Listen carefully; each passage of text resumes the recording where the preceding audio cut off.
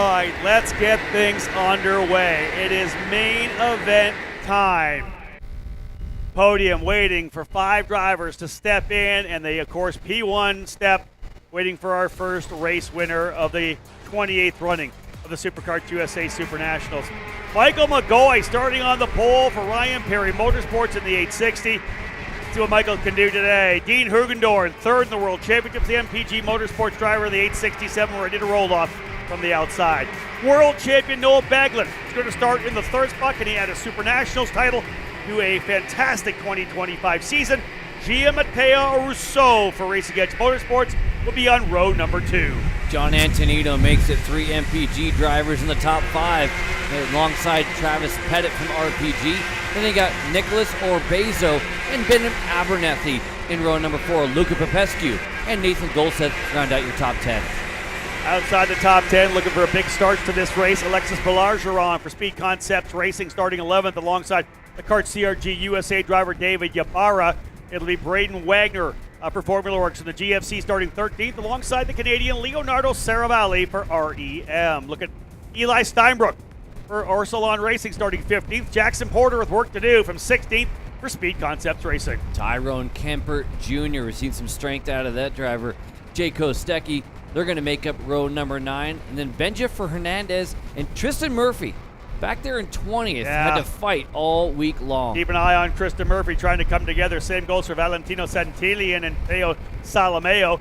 Jackson Gibson and Cole Medeiros. I think that's a very quick row there back in row number 12, 23rd and 24th respectively. Both those drivers have shown the speed to run up front. They'll have to have big starts and maybe get out of some chaos as we get set to go racing. Max Christia, Brady Shad, row 13, Lashidi and Kennedy there as well. Further back behind those 2 drivers, Jose Halpern and Max Weiland, Haramo and Cagle on the next row. We'll have Cagle and Payne, Gander and Malkin, Isaac Malkin all the way back in 36th position.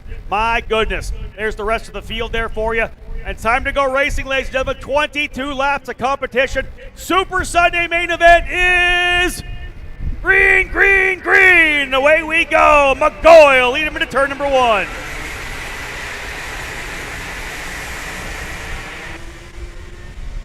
Low line and down, and not surprising to start this thing off. You got to cover the bottom on the opening lap. Let the chaos behind start the separation of the drivers. Mike, 4-5 wide, coming out of 4 and 5. Why not at the very tail of the field? Otherwise, a great start for Michael McGoy. 100%, and a great start for everybody right here. Like, we made it through the first 7 corners. We're looking pretty good right now. And hey, this is what you got to do. Remember, 22 laps. The most we've done up to this point is 10. I'll tell you right now, the 846. Trying to make some inroads. Rousseau early move to P2. Yeah, there you got Baglin, Antonino, all those MPG drivers. There's your first contact there coming down into turn number 10. A couple of drivers overcooking very likely off the outside of the racetrack. And that, as we battle down into 1, Mike leans into what you just talked about, and I want to come back at it. We'll let these guys cycle things out. 10 laps the heat races. Now we're going 22. This chassis is not going to be good right now. The tire pressures are low. Kart's not going to be perfect. As the mindset change for these young drivers early on, knowing it's a really long race. Yeah, like you said, the defense already started from McGoy out front. He wants to retain that top spot, especially while air pressures are low. Kart's not quite underneath him the way you want it to, knowing, hey, we're going to get better, we're going to get better, we're going to get better, and I'd like to still be here when that happens. Rousseau up to 2nd, back to 5th. How about back up to 4th? So Rousseau, busy laps here. Mike, do you think that, again, we have got some yellow flags flying. I think somebody's got to the barriers. You see the SKUSA guys running around. Do you think, well, obviously I don't know what you think, but there's a driver off there. He's climbing back out. That's some hard contact there in the barrier. I always say that when the tires are rough like this, the car's not perfect, that's when the really good drivers, I think, can really show what they've got. How about P2, Noah Baglin? Yeah. So Baglin and McGoy here, they have a few tenths on Hugendorn. Look, these are the guys who've been hanging out front the entire time. We know Baglin's good. We know McGoy's good. Hugendorn, Rousseau, Antonino. They've been kind of setting the tone. And look, starting to settle down now. We got yellow flags here. Looks like for turn 8 once again. You saw the barrier that was open there at turn number 8. Not too hard to make a mistake through that corner. And listen, all it takes is a couple inches, as we know, folks. You're not dropping a wheel into the grass here. The minute you're a little bit outside, you lose the rear and you grab that barrier. it's going to bring you back around. It really incites that counterclockwise turn really quickly. We've seen it happen with a number of drivers. Ty Fisher earlier this week. We saw Tegan Poles have an issue there as well in that LCQ for Pro Shifter. This is what I want to see right now. We've talked all about it. You and I have lamented the fact that none of these drivers have shown the patience that we hope to see. You think this could be a McGoy-Baglin runaway? Could these two drivers pull away? Does Baglin have the patience not to go to P1? Really comes down to whether or not he thinks McGoy's got the pace to pull away. Hey, and add to that, how about the patience for Rousseau? Rousseau's been battling pretty hard the opening couple of laps. They're hooked up with Hugendorn. Can they keep patient to go catch the top two? Battle we're seeing now are maybe not so much of a battle, but a chase pack. That was Travis Pettit, Luca Popescu, and John Antonino, the two RPG drivers digging in. Pettit has shown amazing speed. He's had some issues, some bad luck, but Mike, he showed a lot of pace through those first two heat races. Very impressive for young Travis Pettit, joining the Rawlson Performance Group team late here in the season. Looking to try to see if he can't bring them a win here in the X32, or the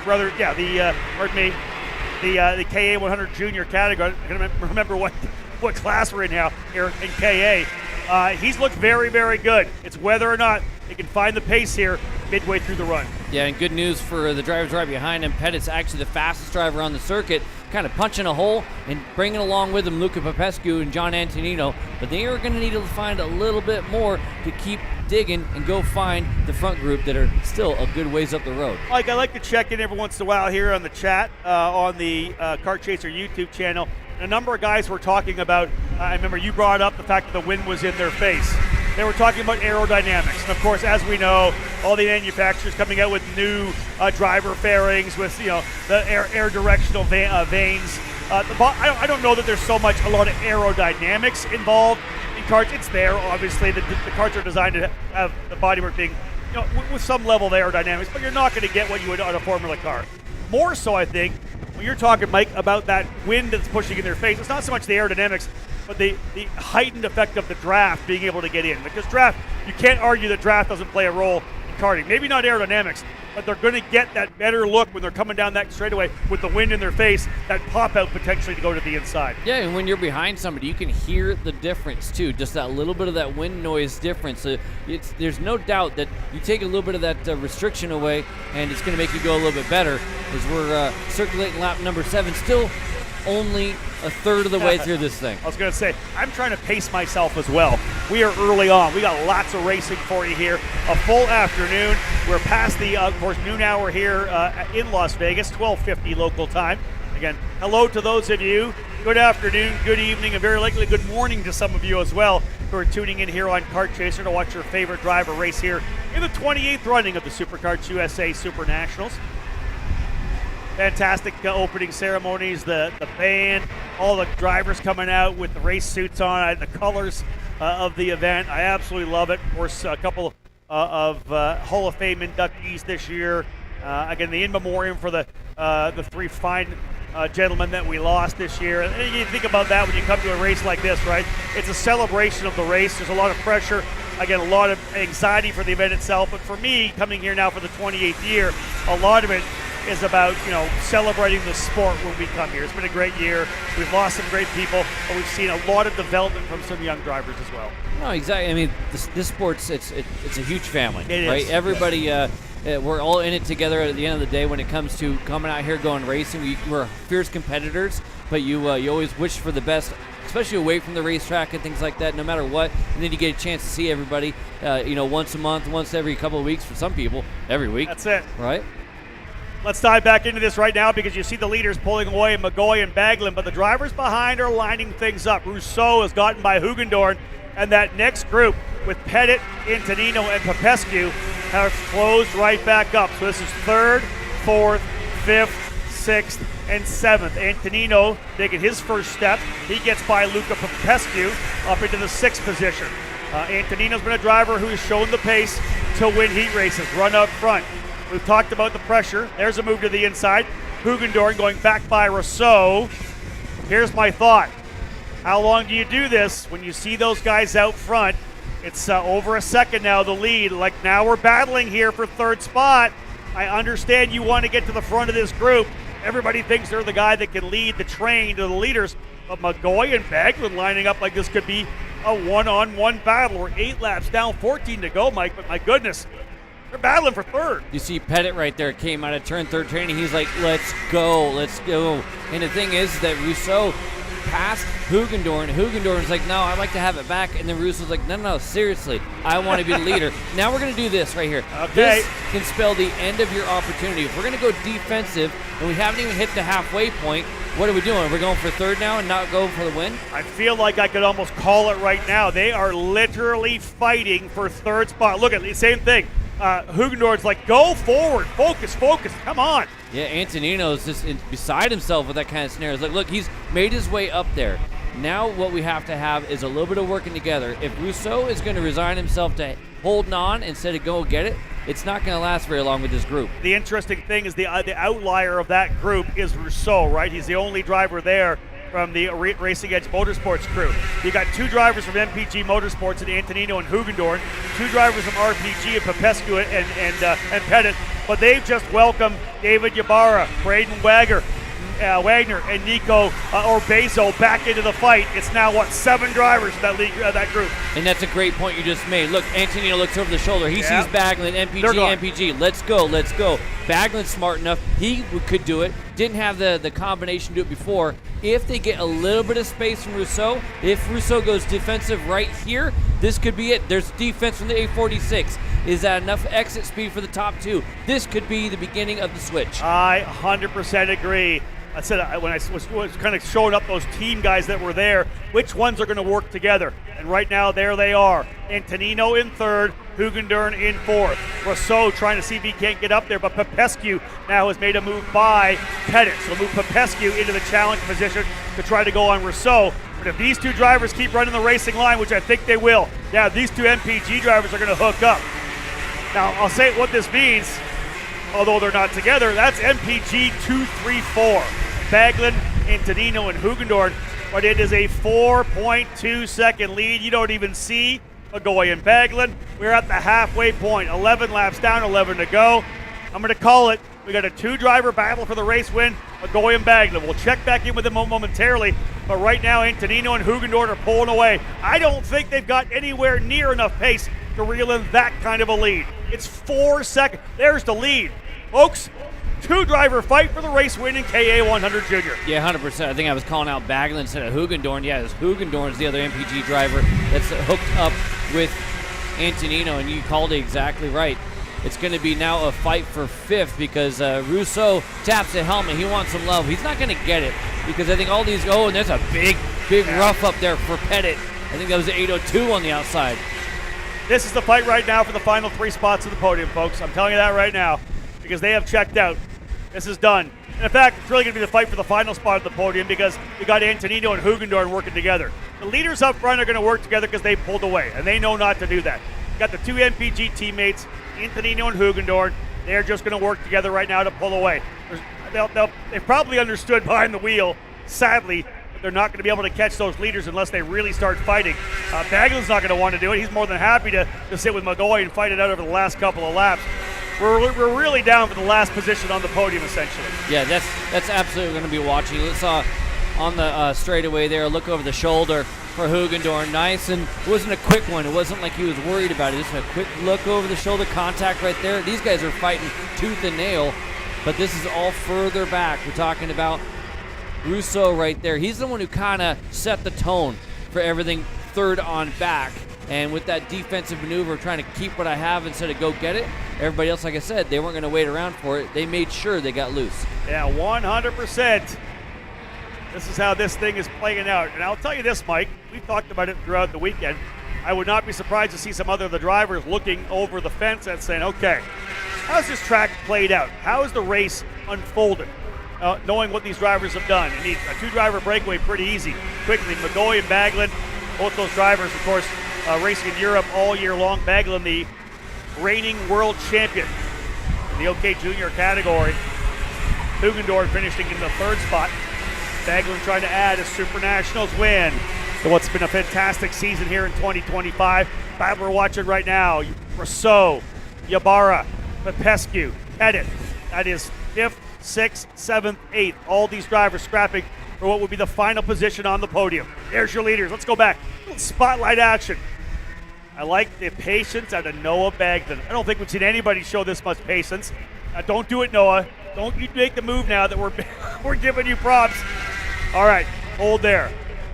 It's exactly what you need to do right now. He has been so patient, and they're able to run open laps. The minute he goes to the bottom of the racetrack and try to take a pass, all of a sudden Antonino, or rather McGoy's probably going to get more aggressive. Like, okay, hold on. Unless he wants to sit and do it. The way they're running right now is ideal. That's the question. Is it going to be McGoy with the defense first or Bagman with the move first? Yep. Which way is it going to go, and how early or late is it going to be? I'll tell you this, folks. We have been treated to a lot of different weather throughout this weekend. Beautiful on Wednesday and Thursday. Friday, of course, the rain coming yesterday afternoon, torrential rain at one point, and the streaming rain ended up canceling the day. We were hoping to get, again, it initially was calling for rain again here today, so I'm not going to complain about anything. Today, though, a lot of overcast skies still. From where we are, we can see that it's actually raining in Las Vegas. If you look down there through Las Vegas, it is raining. But we have a lot of wind coming in right now. I don't know what the rest of the day is going to look like. Very interesting for sure. Mike, you picked something up while I was kind of talking wind. We got a move done. Hugendorn going into third ahead of Antonino. Yeah, and those guys decided to do a little swap rooning. This is the shot for the fight for fifth, and that's Pettit. Remember, Pettit was on the wrong side there. Now we pick back up the move for third, and again, Antonino chilling and keeping that spot. Hey, good on him. This group right here that just leaves our screen, that's the ones, like you said, the fight for the last spot on the podium. Again, 5-driver podium here at SuperNationals. And this group right here is the one just behind that whole deal. That's Orbezo, Porter, Kostecki, Wagner, Steinbrook, Cristea, Salameo. Look how long that group is. Amazing stuff. Like, who has come up? Let's give some props up for the guys a little further back. We got 17 down, 5 to go. Plus 11 for Max Cristea. Bunch of guys plus 7. Plus 13 for Isaac Malkin. Started back at 35th. He's up to 22nd position. Isaac Malkin pushing hard. This is look at these drivers battling out. There's the 2 RPG cars along with Ybarra and Rousseau. That is 5th, 6th, 7th, and 8th. They've got 4 seconds on that next group, so these guys are good to go. But again, 17 laps in. 5 laps remaining in a 22-lap main event. Our first lap going in the books. There you go, down the straightaway. Yeah. McGoy leading over Baglin. And look, that's his dad. Yeah. Noah's dad watching here in the VIP tower, seeing if his son can come away with it. Michael McGoy, I'll say one thing, McGoy, a SuperNationals race winner already, won in the Mini Swift category a couple of years ago. So can we have a second SuperNationals victory for Michael McGoy? I'll tell you what this is going to do. We're going to have a fantastic last lap battle. That's what I'm looking for. It may be the penultimate lap, but we're going to see these two drivers battle it out to see who comes away with a race win. 18 laps down. When they get back around, it will be 3 to go. McGoy versus Baglin. I like it here now. Who's going to come? Oh, there's your first move. Baglin to the inside. Look it. He's through. Baglin goes to the lead with 3 to go. I was wondering if the move was going to be made there. As you saw in turn number 10, a little bit off in the line, then a little bit off in line in 12, and that was Baglin going, all right, this maybe is the first little chink in the armor, if you will, for me to go try to do something. Now, flip the script. McGoy gets a chance to hang out behind Baglin. Can he find a little something? Does he have something for him? Here's the thing for Baglin. I like the move early to a certain extent. Does he have the pace to potentially pull away? Now we're at the end of it, right? We talked about tire pressures not being where you wanted them at the start of the race. Is that Kart coming together? Is he like, man, feeling, I really feel like I may be able to pull away? I don't think it's going to happen because McGoy's been so good. But look at this. A little bit of a break here. Oh, there we go. Okay. Throw another log on the fire. It's about to get hot. Here we go. McGoy back to the lead. 2 to go. Baglin going to go over-under. They've got so much room to play with. McGoy to the middle of the racetrack. He'll have a look over both shoulders. Big outside run. Over-under from Baglin, perhaps? How about it? He'll go to the inside to take the lead down into turn number 4. Like the white flag will be there when they get back around. Now it's time to go to work. Defense, defense, side by side. McGoy back on the inside. Does he have enough? He does. He gets through.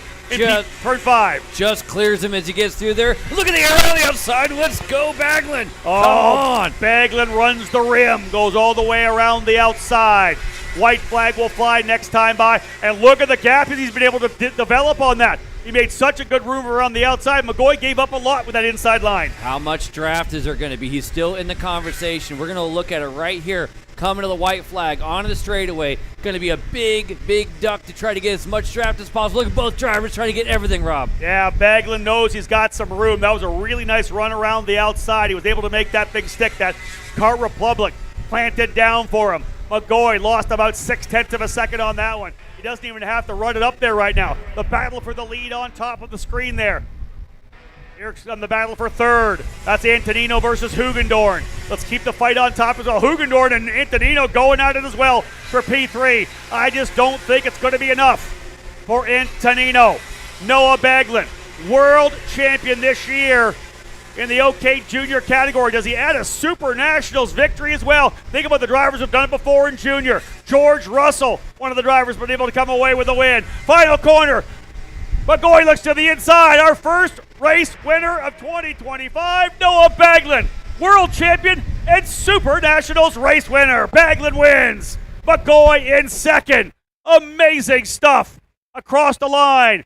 John Antonino is going to get third. Dean Hugendorn in the fourth spot. And the final battle coming across the line. Who's going to come away with the final spot on the podium? It's Travis Pettit in the RPG Motorsports car. Let's go down to pit lane. Noah Baglin going to celebrate that race win.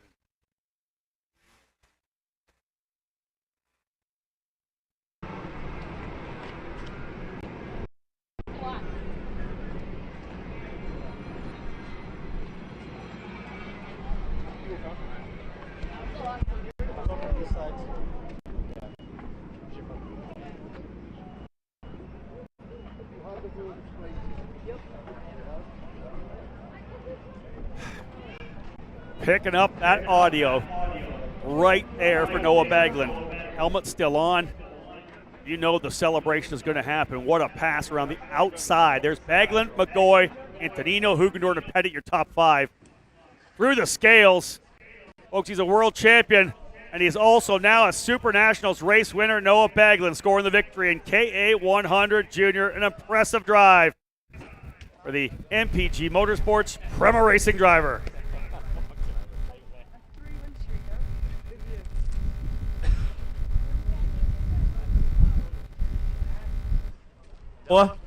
A world championship and now a Super Nationals win. How are you feeling? It's amazing, obviously. I was just pushing Michael the whole time, and luckily on the last two laps we had a battle, and luckily he defended a bit too hard, so I just went around the outside. A little bit of a gap, so I just had to stay calm, and that's what I did. That was an incredible move on the outside. I mean, you had drivers like Emilian Denner, who I was standing next to, just going crazy about that move. You know, kind of describe that in a little more detail. I saw he was going tight, and I thought I was going to do a cutback, and then I realised he was really stopping on the apex. So I just, at that point, I was just going to go around his outside, and I did. And this was a little bit of a replay of the 2023 Super Nationals. You lost out on that one. How good does it feel to be in victory lane this time? Obviously, last time it was great in 2023. I lost it on the last corner, and now obviously getting the win, it's amazing. 2 podiums and 2 Nats at the moment, so yeah, it's amazing. What an incredible driver this is, a world champion and now a Super Nats champion. Podium battle for third and fourth, and of course the fight, as we know, for the race win. Let's get things underway with our first podium presentation as we have the drivers ready to roll up here onto the podium, finishing today in the 5th position. A tremendous drive for the 802, Travis Pettit, finishing P5 for Rollison Performance Group. Travis Pettit battling with a handful of drivers there. Great stuff for Travis. He'll work his way here to P5 on the podium. We'll get that trophy lined up for him as well. Travis figuring out where he wants to be. There you go. Now we got her dialed in. Great job for Travis Pettit on the podium. What a battle it was for that position. So many drivers involved in that one. Good fight as well. I know for third and fourth, these two drivers went at it back and forth. Teammates at MPG Motorsports finishing in fourth today. Dean Hugendorn.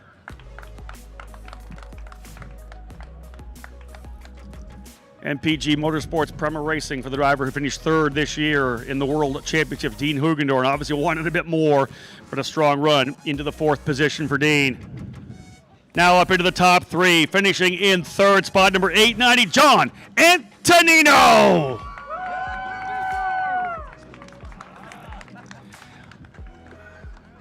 Leader's able to pull away just enough on them here. Here comes John Antonino. Yeah, there we go. Now we got it dialed in.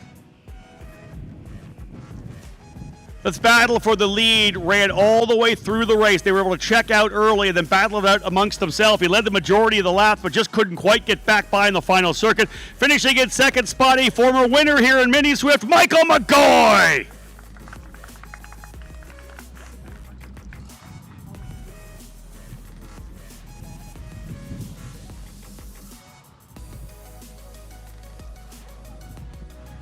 One spot left on the podium here. This driver, of course, adding to a stellar resume already here in 2025. He's the world champion in OK Junior. Add on a SuperNationals race win again, ladies and gentlemen. A round of applause from MPG Motorsports, the winner today in KA100 Junior, Noah Baglin.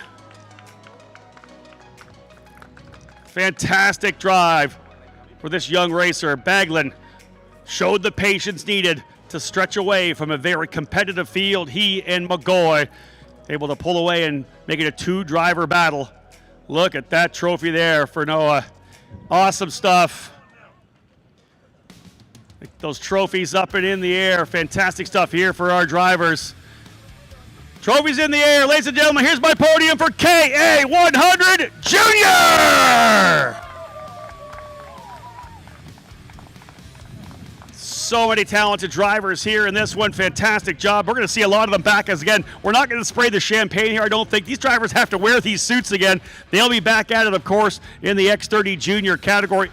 All 5 of them with an opportunity for one more shot, potentially, at a race win. Noah Baglin, though, getting things underway. First main event of the day at SuperNationals 28. Baglin, a winner in Las Vegas. Guys, back up to you in the KC booth.